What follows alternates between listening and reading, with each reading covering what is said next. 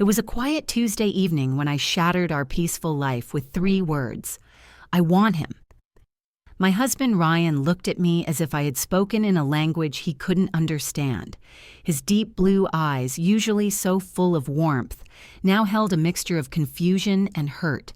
I had just confessed my deepest, darkest desire, a desire that had been gnawing at me for months. I wanted to be with another man. Ryan and I had been married for 10 years. We had a comfortable life in our suburban home, complete with a white picket fence and a golden retriever named Max. But beneath the surface of our seemingly perfect marriage, I felt a growing restlessness.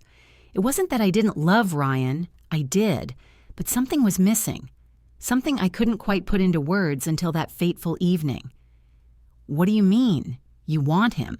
Ryan asked, his voice trembling with a mix of anger and disbelief. I took a deep breath, trying to steady my nerves.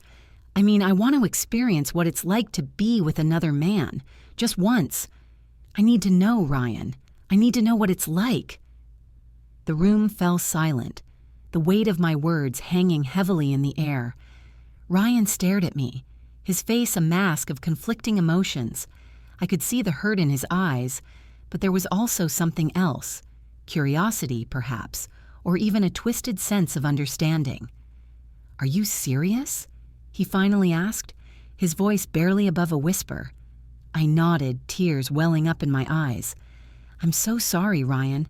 I didn't mean to hurt you, but I can't keep this bottled up inside me anymore. I need to know." Ryan sighed deeply, running a hand through his short, dark hair. For a moment, I thought he would yell, or maybe even walk out the door, but instead, he surprised me. "Okay," he said quietly. "If this is what you need, then I'll help you." I stared at him in shock. "What do you mean, you'll help me?" Ryan looked away, his jaw tightening. "I mean, I'll find someone for you, someone who can give you what you need, but after this, we never speak of it again. Understand?" I nodded, my heart pounding in my chest. I couldn't believe what was happening. Ryan, my loving, devoted husband, was willing to go to such lengths to fulfill my desires. But even as a part of me felt grateful, another part of me couldn't shake the feeling that we were crossing a line from which there was no return. Over the next few days, Ryan kept his word. He began searching for someone who could fulfill my fantasy. It was surreal watching him make calls and send messages, all in the name of satisfying my curiosity.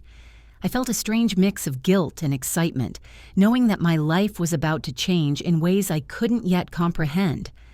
Finally, one evening, Ryan came home with a strange look on his face.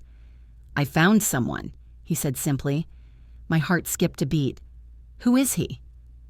Ryan hesitated, as if he was still unsure about what he was doing. "His name is Dominic." "Well, he's exactly what you asked for. I've arranged for him to come over tomorrow night." A surge of emotions flooded me: excitement, fear, guilt, and something else I couldn't quite name. "Thank you, Ryan," I whispered, though the words felt inadequate. Ryan nodded, but there was a distance in his eyes that hadn't been there before. "Just don't make me regret this." I promised him I wouldn't, but deep down I knew that no matter what happened, our lives would never be the same again. The next evening, the air in our home was thick with tension.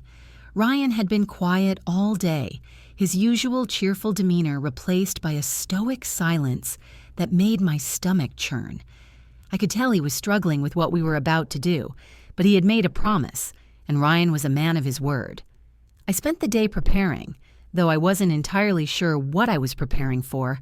I cleaned the house obsessively, as if a spotless living room could somehow make up for the chaos I was about to invite into our lives. I even cooked dinner, though neither of us had much of an appetite.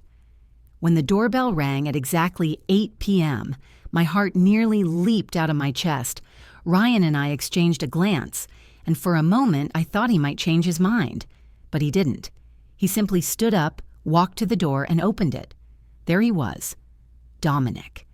He was taller than I had imagined, with broad shoulders and a confident stance that immediately commanded attention. His dark eyes locked onto mine with an intensity that made my knees weak. He was dressed casually in a fitted shirt and jeans, but there was an air of sophistication about him that made it clear he wasn't just some random guy Ryan had found online. "You must be Dominic," Ryan said, his voice tight. "That's me," Dominic replied, his voice smooth and deep. He extended a hand and Ryan shook it, though the gesture felt more like a formality than a greeting. "Come in," Ryan said, stepping aside to let Dominic enter. As Dominic walked past me, I caught a whiff of his cologne, something warm and spicy that sent a shiver down my spine. He smiled at me, a slow, knowing smile that made my cheeks flush. "You must be the lady of the house," he said, his eyes lingering on me for a moment longer than necessary.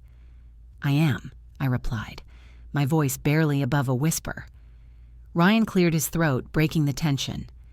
"Let's sit down," he said, gesturing toward the living room. We all took a seat, though the atmosphere was anything but comfortable. Ryan sat in his usual armchair, his hands clasped tightly in his lap, while Dominic and I sat on opposite ends of the couch. For a few moments, no one spoke. Finally, Dominic broke the silence. "So, Ryan tells me you're interested in exploring something new," he said, his tone casual, as if we were discussing the weather. I glanced at Ryan, who was staring at the floor, his jaw clenched. "Yes," I said, forcing myself to meet Dominic's gaze. "I've never been with another man before, and I want to know what it's like." Dominic nodded as if he'd heard this before. "I understand," he said, "and I'm here to make sure you have a good experience.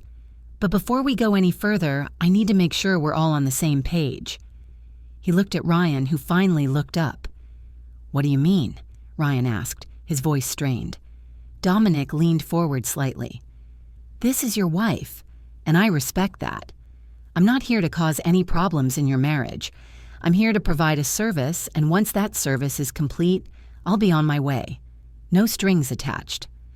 Ryan nodded, though I could see the conflict in his eyes. "Understood." Dominic turned back to me. "And you?" he asked, his voice softening. "I want to make sure you're comfortable with this. If at any point you want to stop, just say the word and we'll stop. No questions asked." I nodded, though my throat felt too dry to speak. Dominic leaned back, seemingly satisfied.